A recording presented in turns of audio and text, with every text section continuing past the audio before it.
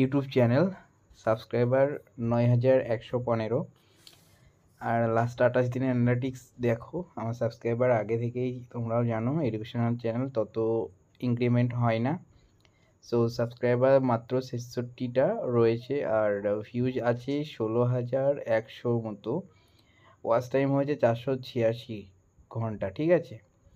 And আমার revenue তোমরা দেখতে পাচ্ছ $17.17। মানে যদি আমি অ্যাভারেজ করি ১৬,১০০০ অ্যাপ্রক্স আমার যে ডলার পড়ছে সেটা ১,০০০ ভিউজে মোটামুটি $1 সামথিং একটু বেশি। তো অনেকে বলে যে আমি ইউটিউবে ভিডিও করি আমার আর্নিং হয় না, বা আর্নিং তত হয় না, অল্প অল্প ডলার পাই, ৪,০০০ ৫,০০০-এও $1 হয় না।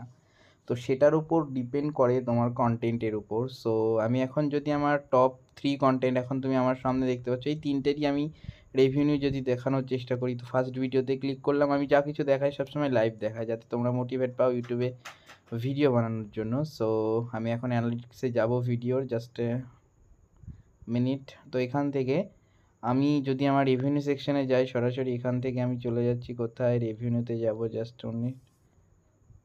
দেখো আমার রেভিনিউ এটাতে কত এসছে, 3.97।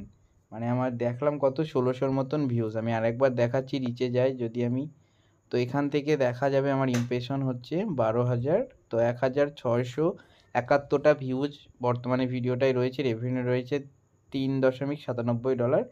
মানে আর 0.3 হলেই আমার $4 হবে মাত্র ১৬০০ ভিউজে। তো এর পরবর্তী ভিডিও আমি দেখানোর চেষ্টা করছি। আমি টপ 3 বলেছি যেহেতু, তো আমি একটা দুটো ভিডিও দেখাই না, আমি দেখালে অনেকই দেখাই। এটাতে ৭১৬টা ভিউজ, মাত্র ৭১৬টা ভিউজ, ঠিক আছে। এটা রেভিনিউ আমি দেখানোর চেষ্টা করি। সো আমি এখান থেকে যাচ্ছি অ্যাগেন ৭১৬টার ভিউজে। আমি যদি রেভিনিউতে যাই, এখানে জাস্ট মিনিট, রেভিনিউতে আমি যাচ্ছি। তো দেখো আমার রেভিনিউ কত রয়েছে, ৭০০ ভিউজে মাত্র ৭০০ ভিউজ রয়েছে, তাতে আমার রেভিনিউ রয়েছে ৩.৭৬। আমি যদি সিপিএমটা দেখানোর চেষ্টা করি, আগের ভিডিওটাতে স্কিপ করে গেছি সিপিএমটা। তো এখানে দেখতে পাচ্ছ সিপিএম আমার রয়েছে 14.94। তো সিপিএম যতই হাই হবে আমার কিন্তু আরপিএম মানে রেভিনিউ তত বেশি হবে। তো সিপিএমটা সবসময় আমার ভ্যারি করে আমার আর্নিংয়ের ওপর। তো আমি এখন কি করব, আমার নেক্সট যে ভিডিওটা রয়েছে সেটাতে যাচ্ছি। সো নেক্সট ভিডিওতে আমি ক্লিক করেছি অ্যানালিটিক্সে। যদি আমি যাই, এখান থেকে সরাসরি অ্যানালিটিক্সে ক্লিক করলাম।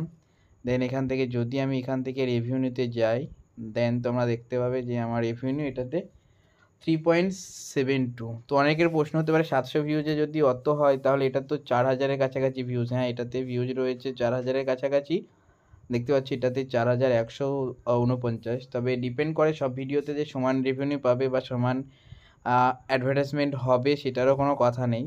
তবুও আমি আমার টপ ভিডিও দেখালাম, টপ 4 ভিডিও, সব ভিডিওগুলোতেই মোটামুটি রেভিনিউ যে তত খারাপ তা না। এটার সিপিএম আমি দেখানোর চেষ্টা করছি। এটার সিপিএম একটু লো, তাই এত কম ডলার হয়েছে। সিপিএম একটু লো রয়েছে, দেখতে পাচ্ছ তোমরা। সিপিএম লো থাকার কারণে কিন্তু আমার আর্নিংও কম হয়েছে। সিপিএম কত রয়েছে এটাতে, 2.09। তো সিপিএমকে সবসময় আরপিএমের থেকে হাই রাখতে হবে, তাহলে কিন্তু আমার আর্নিং আরও বেশি হবে। এবার এই আর্নিং হওয়ার পিছনে কিছু গুরুত্বপূর্ণ টিপস রয়েছে, বা কী কারণে হয়েছে বা কেন হচ্ছে, আমার ম্যাক্সিমাম ভিডিওতেই হয়ে থাকে। আমি যখন 5,000 সাবস্ক্রাইবার ছিল তখন থেকে ইউটিউবে পেমেন্ট পাই। তো কেন হয়, কী কারণে হয়, এগুলো অনেকে জানতে চেয়েছে। যদি তোমরা জানতে ইচ্ছুক হও যে এই রিলেটেড ভিডিও লাগবে, অবশ্যই আমি এই রিলেটেডেও ভিডিও পাশাপাশি বানাতে পারি। কারণ অনেকেই প্রবলেমে পড়ে, মনিটাইজেশন হয় না চ্যানেল। মনিটাইজেশন করার জন্য ফার্স্ট কীভাবে মনিটাইজেশন করা যাবে তার জন্য আমার কাছে অনেকে আসে, করেও দিই।